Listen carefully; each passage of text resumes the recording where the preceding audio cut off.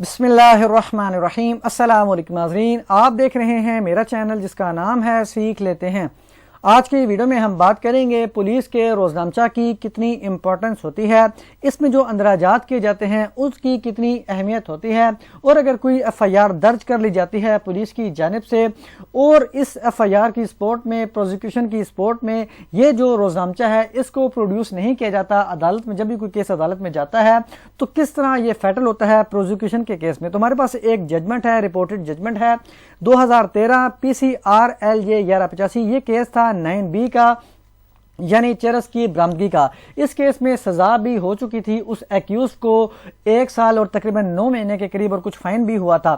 تو اس کے بعد جب یہ کورٹ گیا، اپیل میں گئے، جو ایکیوز تھا ہائی کورٹ میں، تو ہائی کورٹ نے اس کی سزا کو سیٹ اسائڈ کر دیا، اس کی کنوکشن کو سیٹ اسائڈ کر دیا۔ کس بنیاد پر؟ اور کافی سارے اس کیس میں دیکھی گئی تھی چیزیں، لیکن روزنامچے کے کس حوالے سے اس کو جو ہے دیکھا گیا تھا دیکھ لیتے ہیں۔ تو ویڈیو کی ڈیپتھ میں جانے سے پہلے ریکویسٹ ہے کہ چینل کو سبسکرائب کریں تاکہ فیوچر کی کوئی بھی ویڈیو جو میں اپلوڈ کروں آپ تک بر وقت ہو سکے۔ اس کے ساتھ ساتھ کسی بھی ویور نے کوئی بھی سروسز لینی ہے، وہ ویزا ریلیٹڈ میٹر ہے، وہ ٹرانسلیشن سروسز ہے یا لیگل ڈرافٹنگ ہے، کوئی بھی کورٹ کیس تیار کروانا ہے تو گیون نمبر 0303582907 پر واٹس ایپ کر سکتا ہے۔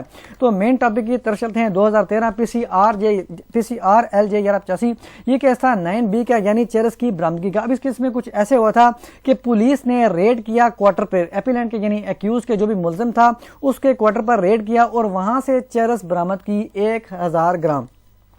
اس کے ساتھ ساتھ کوئی اسلحہ بھی برآمد ہوتا ہے، لیکن وہ ہمارے اس ویڈیو کا ٹاپک نہیں ہے، اس کو میں نے سکپ کر دیا ہے۔ سمپل جو ریلیونٹ اس میں ہم روزنامچے کا اندراج کی جو امپورٹنس ہے وہ دیکھ رہے ہیں۔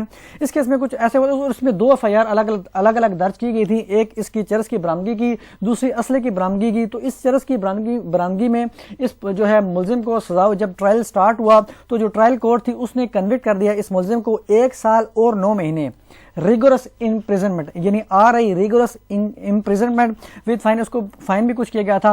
تو اب یہ جب سزا ہوگی تو اس شخص نے، اس ملزم نے اپیل فائل کی ہائی کورٹ میں۔ ہائی کورٹ نے کیا اس جو ہے اس کیس کو کس طرح دیکھا ہے اور کس طرح آرگیو کیا گیا، یہ جو کونسل تھے، یہ جو ملزم کی طرف سے کیا آرگیو کیا گیا، کافی ساری چیز میں دیکھی گئی تھی۔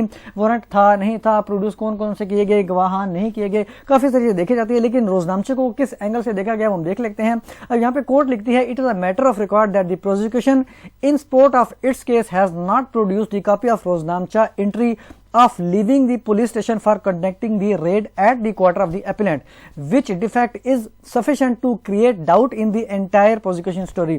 یعنی ڈاؤٹ اگر کریٹ ہو گیا ہے پروزیکیوشن کی سٹوری میں تو یہ اس کا جو فائدہ ہے یہ ملزم کو ملے گا۔ اب چونکہ یہ تھانے سے نکلے تھے، تھانے سے ریڈ کرنے کے لیے نکلے تھے اور SHO کے حکم کے مطابق نکلے تھے، تو یہاں پہ جیسا کہتے ہیں کورٹ کہتی ہے کہ یہ لیونگ، جب یہ تھانے سے انہوں نے تھانے کو چھوڑا تو اس میں کوئی روزنامچے میں اندراج نہیں کیا گیا، یا فار ایگزامپل اگر کیا بھی گیا تو یہاں پہ اس کی جو کاپی ہیں پروڈیوس نہیں کی گئی تھی، ٹرائل کورٹ میں نہیں کی گئی ہے، تو اس وجہ سے یہ ایک کافی ہے، سفیشینٹ ہے۔ یہاں پہ جیسا میں ورڈ یوز کیا ہے سفیشینٹ، تو اس طرح آپ اندازہ لگا سکتے ہیں کہ یہ اس روزنامچہ میں اندراج کی یا اس کی نان پروڈکشن کی کتنی اہمیت ہوتی ہے اور کس طرح کیس فیٹل ہوتا ہے پروزیکیوشن کے لیے۔ اب یہاں پہ جیسا کہتے ہیں کہ ہم اس کی اپیل کو الاؤ کرتے ہیں، ویسے تو ایک کافی ڈیٹیلڈ ججمنٹ تھی، اس میں کافی ساری چیزیں دیکھی گئی تھی، لیکن اس کو میں یہاں پہ ڈسکس نہیں کر رہا۔ تو کورٹ نے اس اپیل کو الاؤ کیا اور جو کنوکشن اس کو دی گئی تھی، اس کو کنوکٹ کیا گیا تھا اس ملزم کو، اس کو جو ہے سیٹ اسائڈ کیا اور ملزم کو جو ہے وہ ایکویٹ کر دیا چارج سے۔